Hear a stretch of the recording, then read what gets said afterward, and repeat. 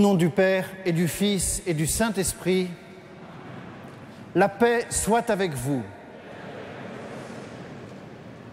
Bienvenue, chers frères et sœurs, à Notre-Dame. Bienvenue à vous, pèlerins, occasionnels à Paris et à Notre-Dame, en cette fête de l'Ascension, où vous venez vous associer à la prière de Notre-Dame. Soyez les bienvenus. Bienvenue aussi aux téléspectateurs de KTO, aux auditeurs de Radio Notre-Dame, pour cette connexion, cette communion dans la foi que nous vivons à distance, dans le même mystère eucharistique. Je crois que ce soir, en entrant dans cette messe de l'Ascension, nous avons encore le cœur et les yeux habités par le voyage du pape en Israël et en Jordanie. Ces gestes, ces mots, ce travail de paix qui nous font du bien, qui sont des signes d'espérance pour nous, chrétiens, catholiques, mais on sent bien, c'est pour le monde aussi.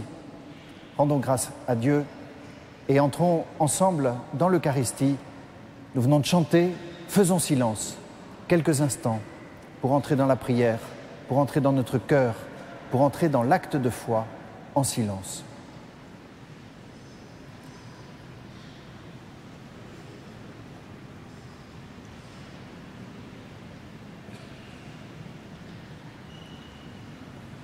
Je confesse à Dieu Tout-Puissant, je reconnais devant mes frères que j'ai péché en pensée, en parole, par action et par omission. Oui, j'ai vraiment péché. C'est pourquoi je supplie la Vierge Marie, les anges et tous les saints, et vous aussi, mes frères, de prier pour moi, le Seigneur notre Dieu.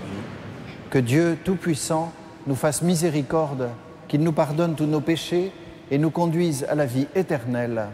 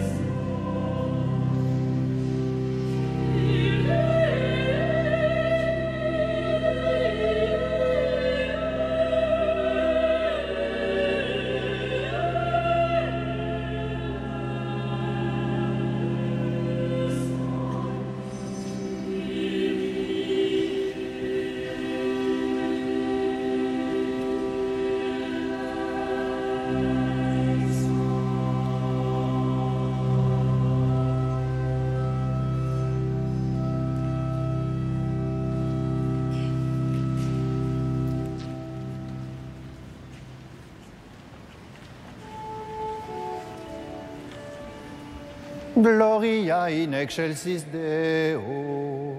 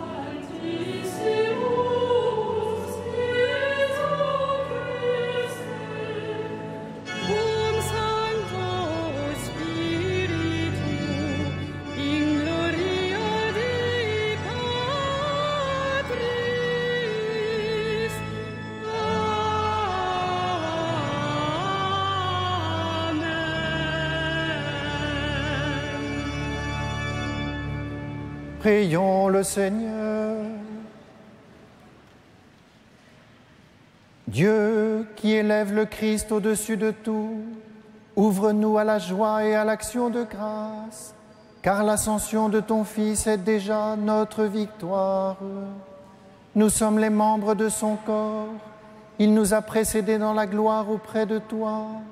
C'est là que nous vivons en espérance.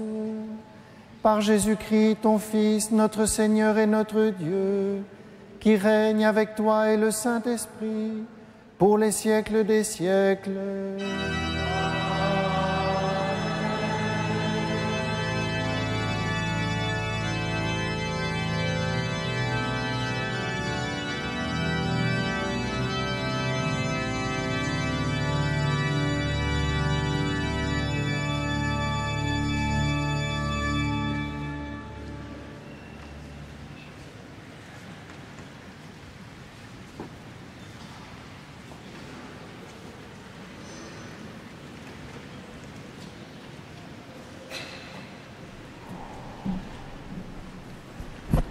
Commencement du livre des Actes des Apôtres. Mon cher Théophile, dans mon premier livre, j'ai parlé de tout ce que Jésus a fait et enseigné depuis le commencement jusqu'au jour où il fut enlevé au ciel après avoir, dans l'Esprit Saint, donné ses instructions aux apôtres qu'il avait choisis. C'est à eux qu'il s'était montré vivant après sa passion. Il leur en avait donné bien des preuves, puisque pendant 40 jours, il leur était apparu et leur avait parlé du royaume de Dieu. Au cours d'un repas qu'il prenait avec eux, il leur donna l'ordre de ne pas quitter Jérusalem, mais d'y attendre ce que le Père avait promis. Il leur disait: « C'est la promesse que vous avez entendue de ma bouche. Jean a baptisé avec de l'eau, mais vous, c'est dans l'Esprit Saint que vous serez baptisés d'ici quelques jours. » Réunis autour de lui, les apôtres lui demandaient: « Seigneur, Est-ce maintenant que tu vas rétablir la royauté en Israël ?» Jésus leur répondit, « Il ne vous appartient pas de connaître les délais et les dates que le Père a fixés dans sa liberté souveraine. Mais vous allez recevoir une force, celle du Saint-Esprit qui viendra sur vous. Alors, vous serez mes témoins à Jérusalem, dans toute la Judée et la Samarie et jusqu'aux extrémités de la terre. » Après ces paroles, ils le virent s'élever et disparaître à leurs yeux dans une nuée. Et comme ils fixaient encore le ciel où Jésus s'en allait, voici que 2 hommes en vêtements blancs se tenaient devant eux et disaient, « Galiléens, pourquoi restez-vous là à regarder vers le ciel?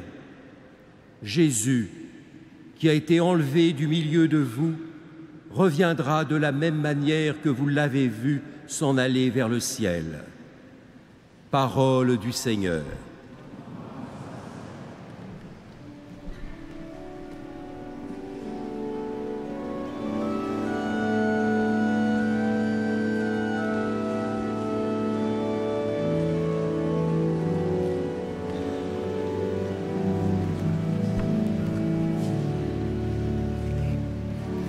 Le Seigneur monte au ciel au milieu des chants de joie. Alléluia.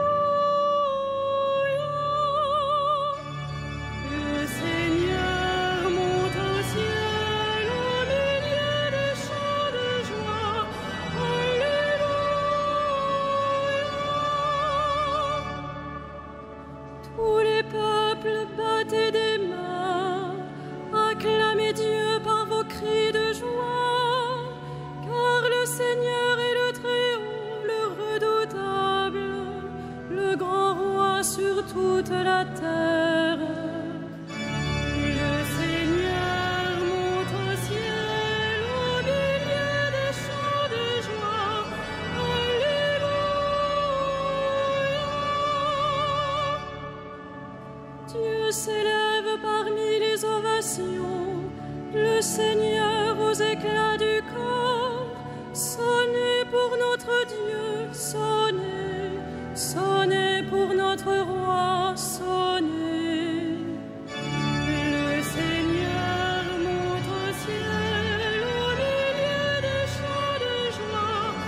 Alléluia. Car Dieu est le roi de la terre, que vos musiques l'annoncent. Il règne Dieu sur les païens, Dieu est assis sur son trône sacré. Le Seigneur monte au ciel au milieu des chants de joie. Alléluia.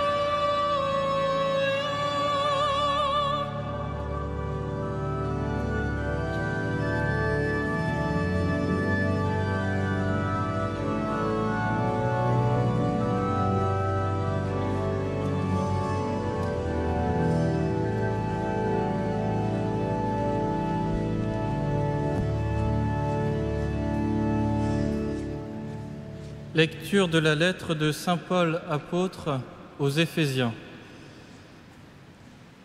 Frères, que le Dieu de notre Seigneur Jésus-Christ, le Père dans sa gloire, vous donne un esprit de sagesse pour le découvrir et le connaître vraiment, qu'il ouvre votre cœur à sa lumière, pour vous faire comprendre l'espérance que donne son appel, la gloire sans prix de l'héritage que vous partagez avec les fidèles et la puissance infinie qu'il déploie pour nous, les croyants.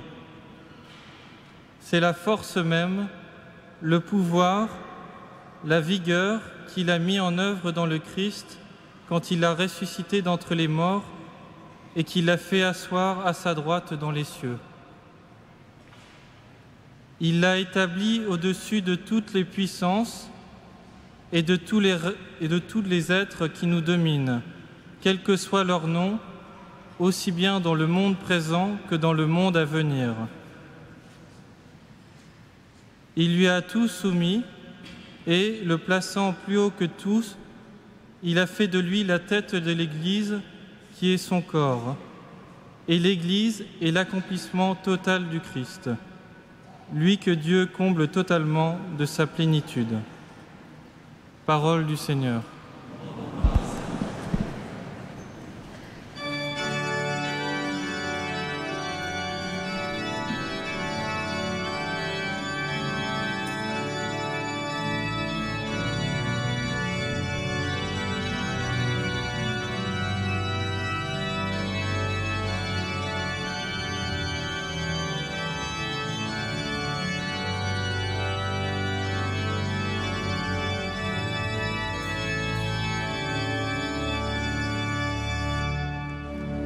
Alléluia, Alléluia, Alléluia, Alléluia, Alléluia, Alléluia. Le Seigneur s'élève parmi l'acclamation, il s'élève au plus haut des cieux.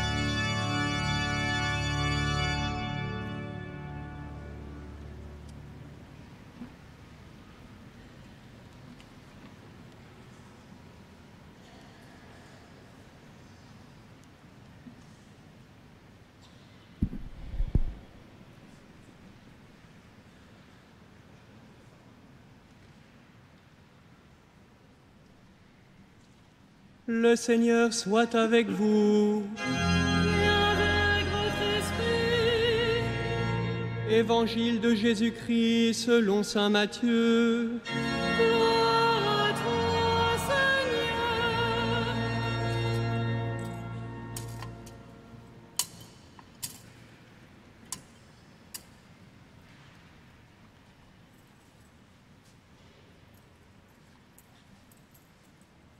Les 11 disciples s'en allèrent en Galilée, à la montagne où Jésus leur avait ordonné de se rendre. Quand ils le virent, ils se prosternèrent, mais certains eurent des doutes. Jésus s'approcha d'eux et leur adressa ces paroles. « Tout pouvoir m'a été donné au ciel et sur la terre. Allez donc, de toutes les nations, faites des disciples, baptisez-les au nom du Père et du Fils et du Saint-Esprit, et apprenez-leur à garder tous les commandements que je vous ai donnés. Et moi, je suis avec vous tous les jours jusqu'à la fin du monde. » Acclamons la parole de Dieu. Louange à toi, Seigneur Jésus.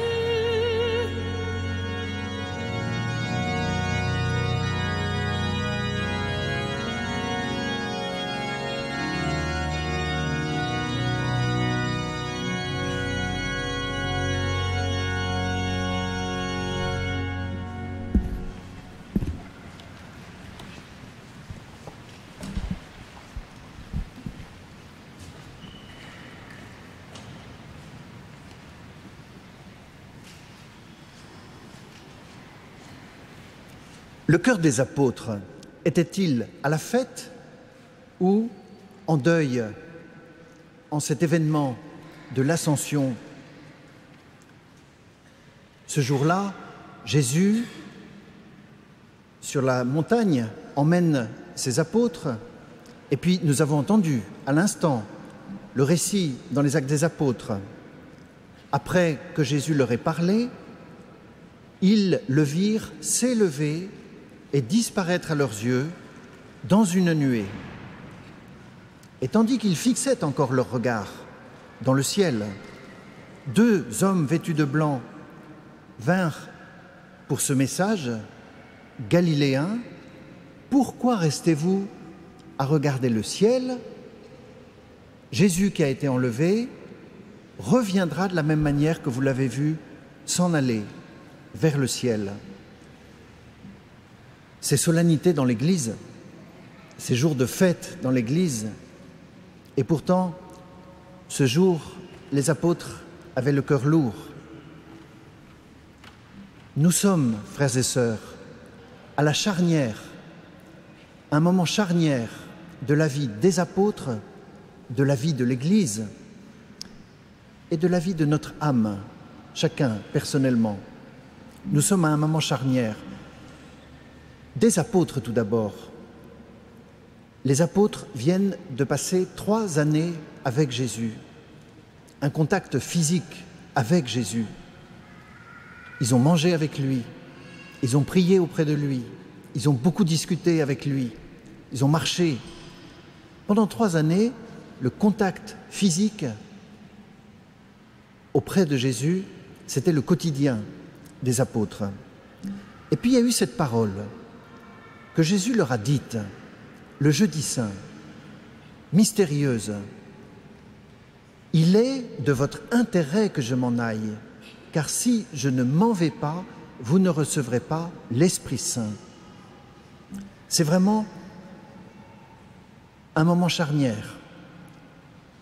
Jusque-là, les apôtres sont en présence physique de Jésus, homme.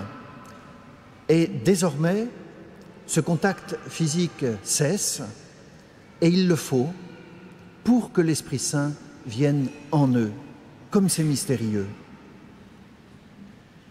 On peut bien imaginer que les apôtres auraient préféré que l'Esprit Saint vienne en eux et que Jésus reste avec eux, et qu'il garde cette présence et ce contact. Mais Jésus leur a dit, « Il est de votre intérêt que je m'en aille, car si je ne m'en vais pas, vous ne recevrez pas l'Esprit Saint. » Ce départ sensible du Seigneur creuse un vide.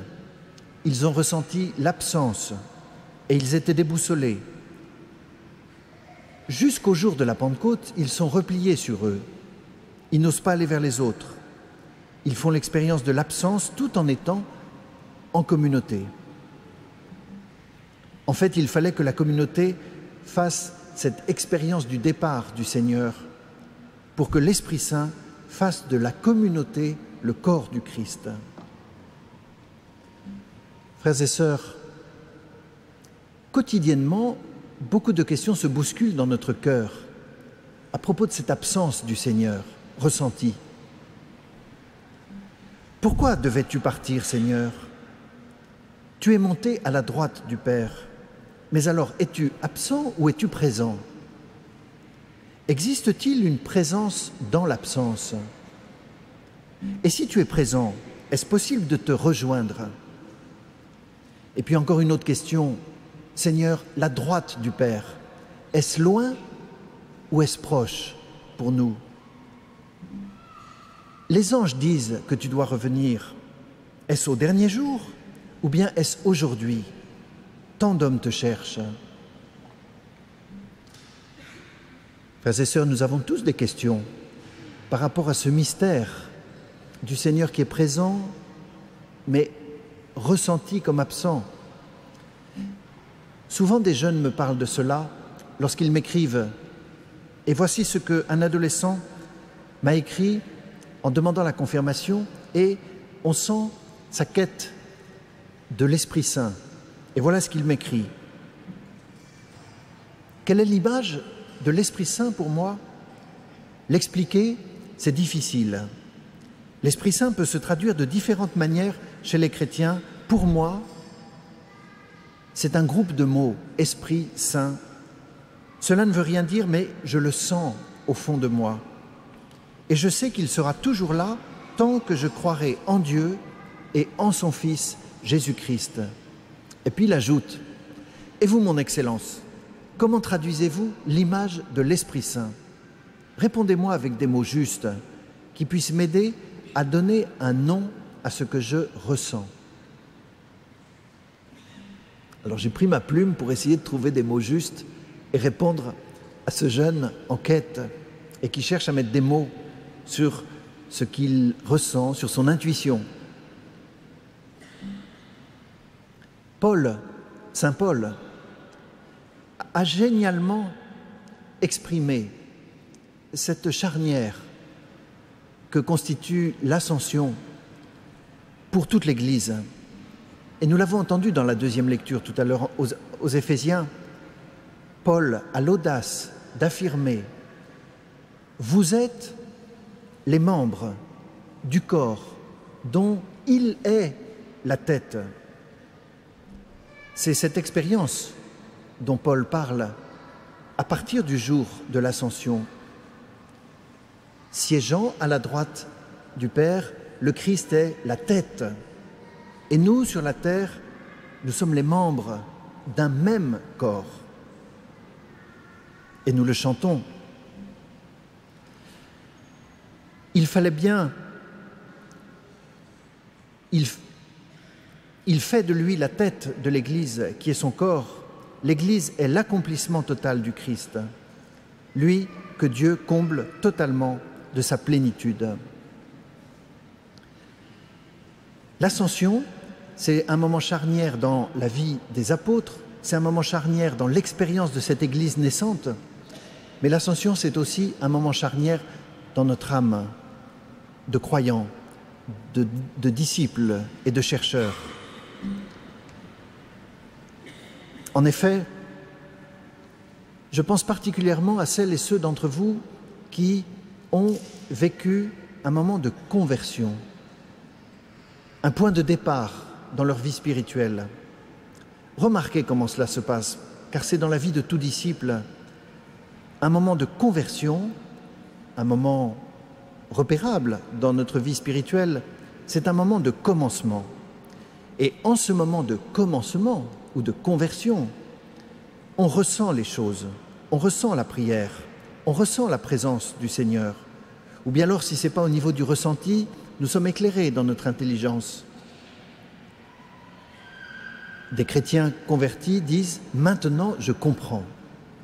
L'intelligence est éclairée. Ça, c'est pour le commencement. Et puis vient ensuite le moment de la persévérance. Dès lors que l'on persévère dans la vie de disciple, vient le moment où ce qui était sensible devient insensible. Et il nous faut faire à titre individuel ce passage de la présence sensible à la présence non ressentie. Et c'est toujours douloureux, toujours un ressenti douloureux, l'absence. Écoutez encore un témoignage d'une adolescente qui justement vit un moment de passage par une étape non sensible de la foi. Et voilà ce qu'elle m'écrit. « Cher évêque, j'aimerais bien comprendre une chose. Je ne comprends pas pourquoi, à chaque fois que j'essaye d'entendre l'Esprit Saint, c'est ma voix que j'entends. Honnêtement, cela me démoralise assez en ce moment. Je me sens seul et j'ai l'impression qu'il n'existe pas ou alors qu'il m'a abandonné. » C'est le passage de la présence sensible à la présence non ressentie et voilà l'entrée dans la foi personnelle avec Dieu. Cela est nécessaire pour la maturité chrétienne. Cela est nécessaire pour avancer en eau profonde. En fait, cela est nécessaire pour consentir à une transformation en profondeur par l'Esprit Saint, c'est-à-dire une sanctification de notre être. Évidemment, c'est décapant, car nous aimerions tous ressentir les choses. Nous aimerions tous marcher plutôt dans la lumière que dans la ténèbre. Nous aimerions tous mieux ressentir le plein de la présence que le vide de l'absence. Mais le Seigneur a dit « Il est de votre intérêt que je m'en aille. car si je ne m'en vais pas, vous ne recevrez pas l'Esprit Saint. Chers frères et sœurs, qu'en ce jour de l'Ascension, nous puissions nous abandonner dans la confiance, que nous puissions même nous lâcher, consentir à ce que le Seigneur nous conduise non seulement par la présence sensible, mais que le Seigneur nous conduise aussi par l'absence ressentie ou par ce sentiment du vide ou de l'absence à certains moments. Cette expérience nous permet de consentir en profondeur à l'action de l'Esprit Saint et à celui qui sanctifie. Confions-nous à l'Esprit Saint à travers les paroles de Jésus, car ces paroles sont paroles de vie et elles nous engendrent. Laissons-nous conduire par les paroles de Jésus. Nous avons 10 jours devant nous, entre l'Ascension et la Pentecôte. 10 jours pour fréquenter la parole de Dieu, 10 jours pour intercéder avec confiance dans le Seigneur, 10 jours pour nous tenir auprès de Marie, car l'Écriture nous dit que dans ces jours-là, Marie se tenait au milieu des apôtres et qu'elle priait. Frères et sœurs, profitons de ces 10 jours de cénacle en présence de Marie pour rafraîchir notre fidélité dans la prière, notre confiance dans le Seigneur, notre espérance dans l'Esprit Saint. Amen.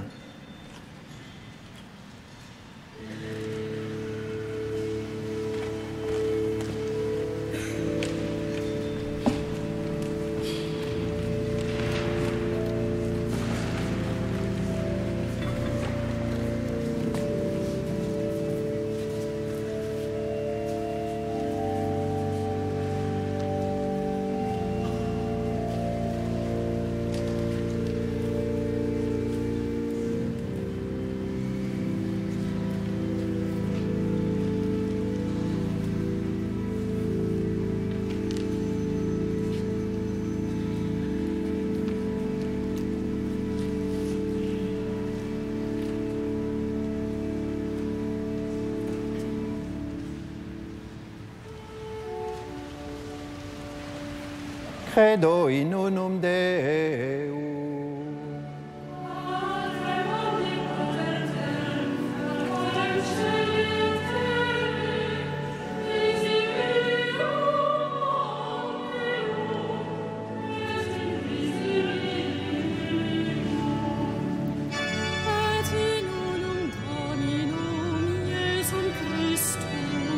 Filium Dei Unigenitum,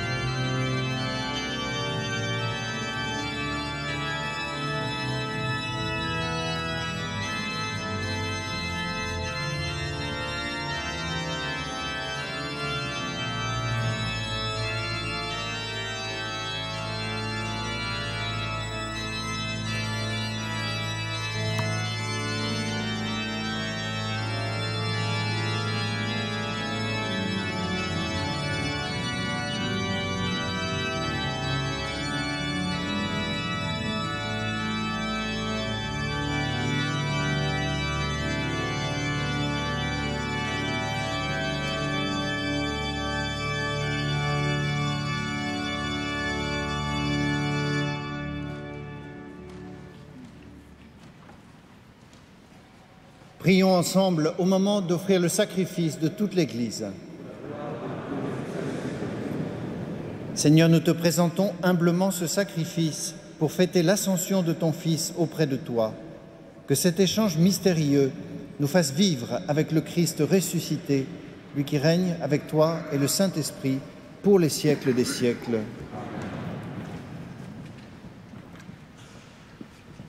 Le Seigneur soit avec vous.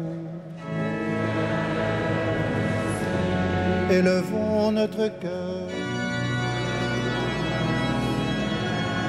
Rendons grâce au Seigneur notre Dieu.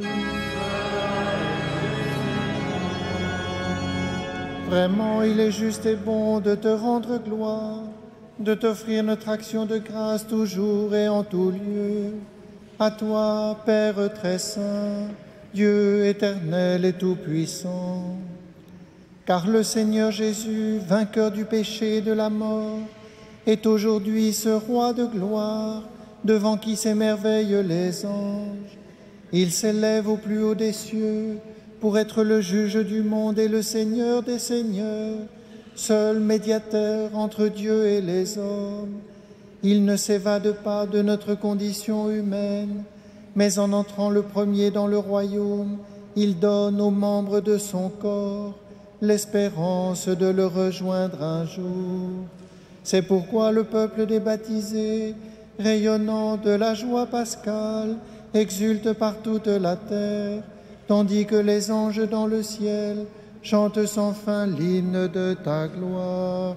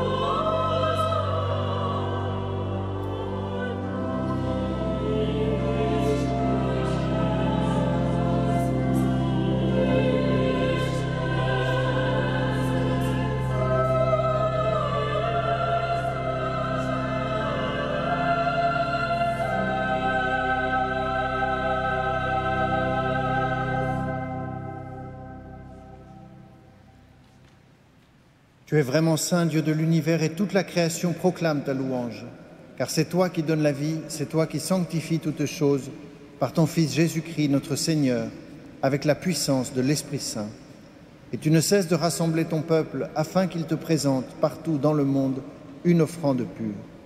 C'est pourquoi nous voici rassemblés devant toi, et dans la communion de toute l'Église, nous célébrons le jour très saint où notre Seigneur, ton Fils unique, ayant pris notre nature avec sa faiblesse, la fit entrer dans la gloire près de toi.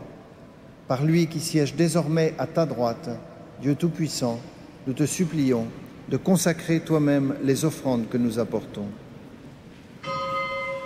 Sanctifie-les par ton Esprit, pour qu'elles deviennent le corps et le sang de ton Fils, Jésus-Christ, notre Seigneur, qui nous a dit de célébrer ce mystère. La nuit même où il fut livré, il prit le pain. En te rendant grâce, il le bénit, il le rompit et le donna à ses disciples en disant : « Prenez et mangez-en tous, ceci est mon corps livré pour vous. »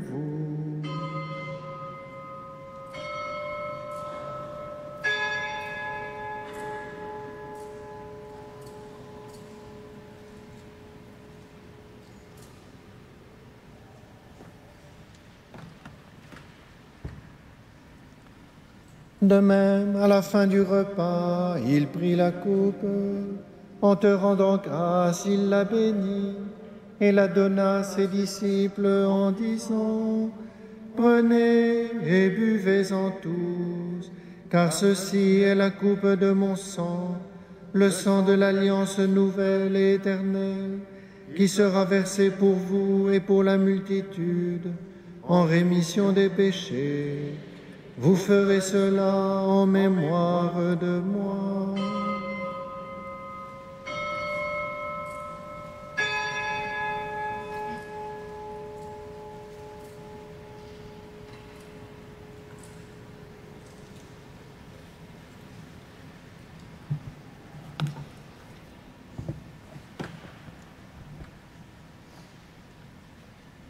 Il est grand le mystère de la foi. Nous proclamons ta mort, Seigneur Jésus. Nous célébrons ta résurrection. Nous attendons ta venue dans la gloire. En faisant mémoire de ton Fils, de sa passion qui nous sauve, de sa glorieuse résurrection et de son ascension dans le ciel, alors que nous attendons son dernier avènement, nous présentons cette offrande vivante et sainte pour te rendre grâce. Regarde, Seigneur, le sacrifice de ton Église et daigne y reconnaître celui de ton Fils qui nous a rétablis dans ton alliance. Quand nous serons nourris de son corps et de son sang et remplis de l'Esprit Saint, accorde-nous d'être un seul corps et un seul esprit dans le Christ.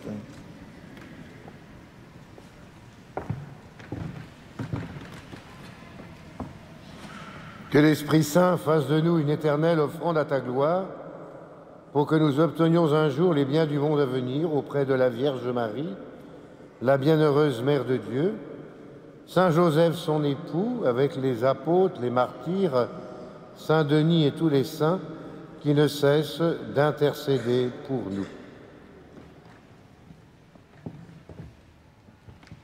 Et maintenant, nous te supplions, Seigneur, par le sacrifice qui nous réconcilie avec toi, étends au monde entier le salut et la paix. Affermis la foi et la charité de ton Église au long de son chemin sur la terre. Veille sur ton serviteur, le pape François, notre évêque André et ses auxiliaires, l'ensemble des évêques, les prêtres, les diacres et tout le peuple des rachetés. Écoute les prières de ta famille assemblée devant toi et ramène à toi, Père très aimant, tous tes enfants dispersés.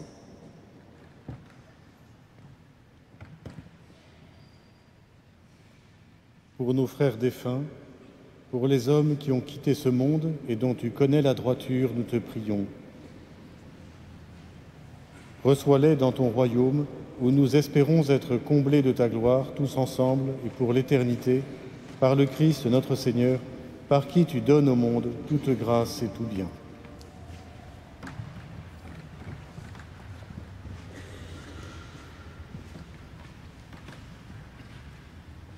Par lui, avec lui et en lui. À toi, Dieu, le Père Tout-Puissant, dans l'unité du Saint-Esprit, tout honneur et toute gloire pour les siècles des siècles.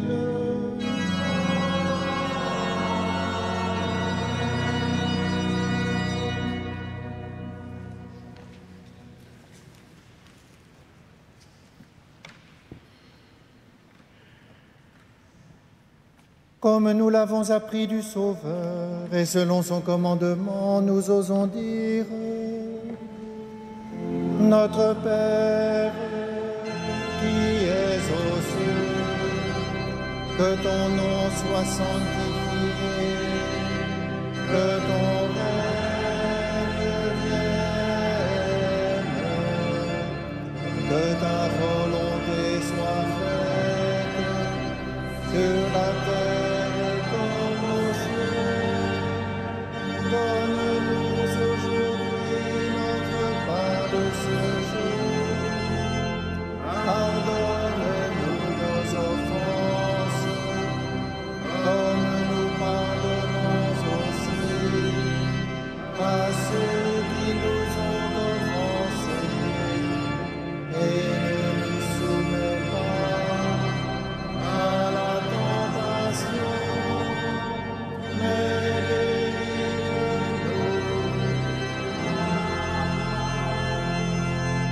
délivre-nous de tout mal, Seigneur, et donne la paix à notre temps.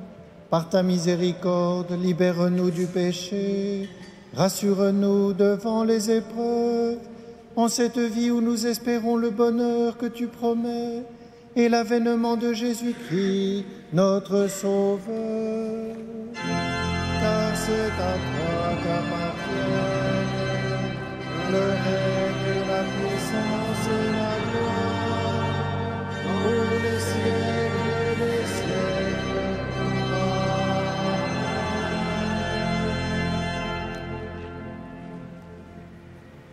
Seigneur Jésus-Christ, tu as dit à tes apôtres, « Je vous laisse la paix, je vous donne ma paix.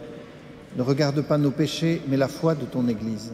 Que ta volonté s'accomplisse, donne-lui toujours cette paix et conduis-la vers l'unité parfaite, toi qui règnes pour les siècles des siècles. » Que la paix du Seigneur soit toujours avec vous.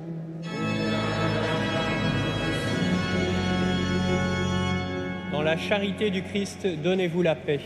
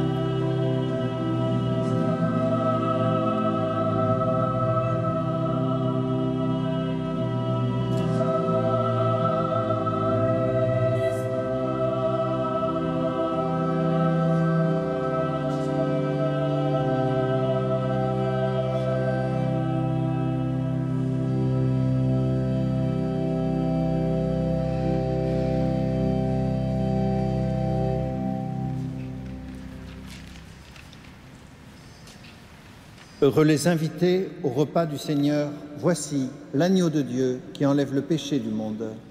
Seigneur, je ne suis pas digne de te recevoir, mais dis seulement une parole et je serai guéri. Car le Christ me garde pour la vie éternelle. Amen.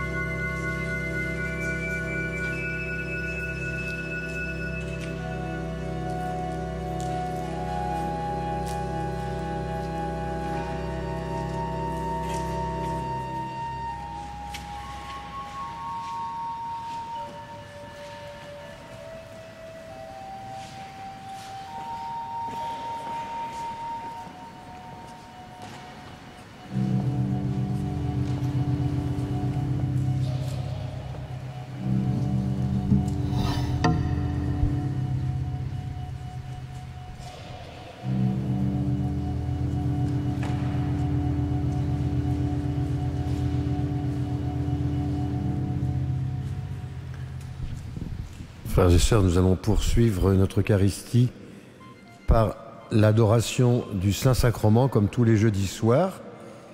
Et en revanche, permettez-moi de vous dire que demain, vendredi, à la messe de 18h15, ce sera une messe d'action de grâce pour les généreux donateurs de la cathédrale, sans lesquels on ne peut pas faire grand-chose. Et puis, samedi et dimanche, comme d'habitude, vous pourrez retrouver les horaires habituels de la cathédrale et les spectacles de Réjouis-toi Marie, comme cela est annoncé dans votre feuille, à 21h15. Voilà, nous allons pouvoir nous lever pour commencer notre adoration du Saint-Sacrement.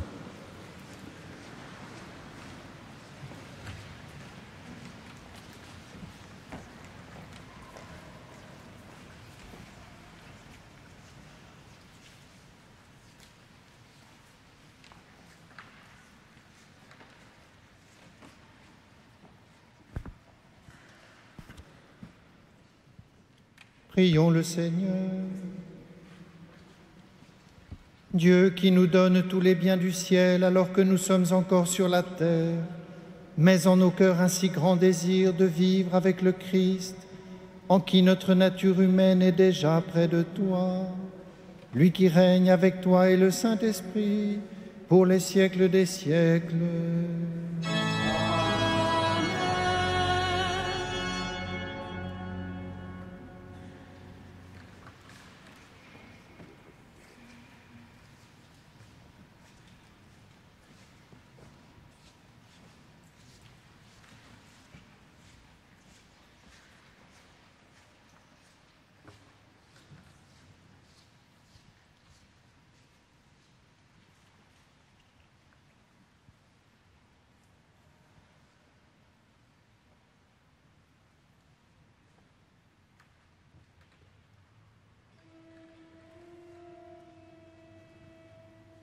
Tantum ergo sacramentum.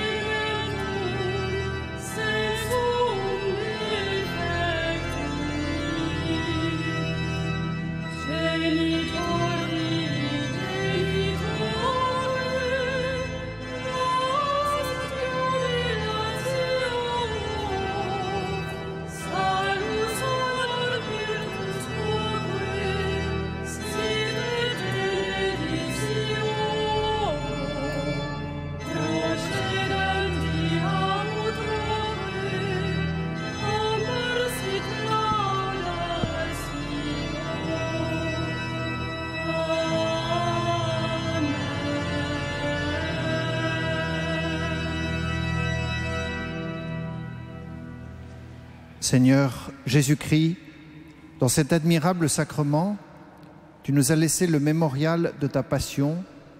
Donne-nous de vénérer d'un si grand amour le mystère de ton corps et de ton sang, que nous puissions recueillir sans cesse le fruit de ta rédemption.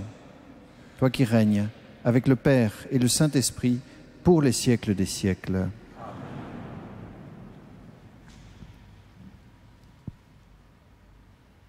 Dans le silence, en ta présence, Seigneur,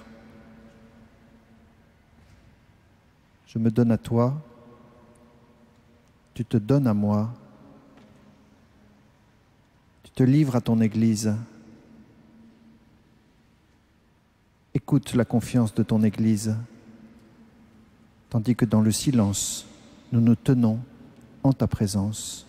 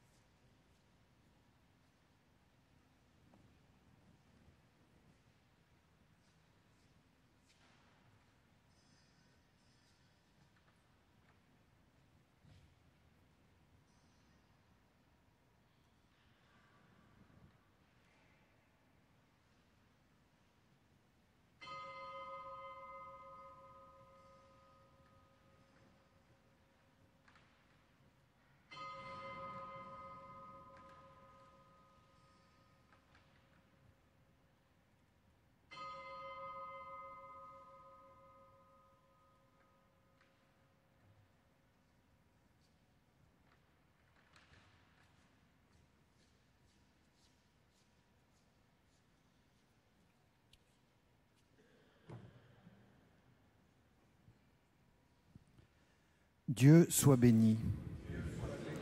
Béni soit son saint nom.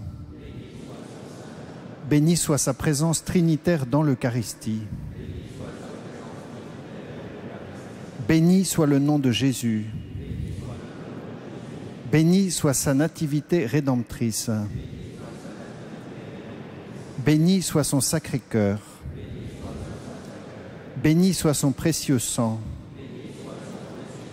Béni soit son admirable ascension. Béni soit Jésus-Christ, vrai Dieu et vrai homme. Béni soit Jésus dans le Saint-Sacrement de l'autel. Béni soit le nom de Marie. Béni soit l'auguste Mère de Dieu, la très sainte Vierge Marie. Béni soit sa sainte et immaculée conception. Béni soit sa glorieuse Assomption. Béni soit Saint Joseph, son époux très chaste. Béni soit Dieu dans ses anges et dans ses saints.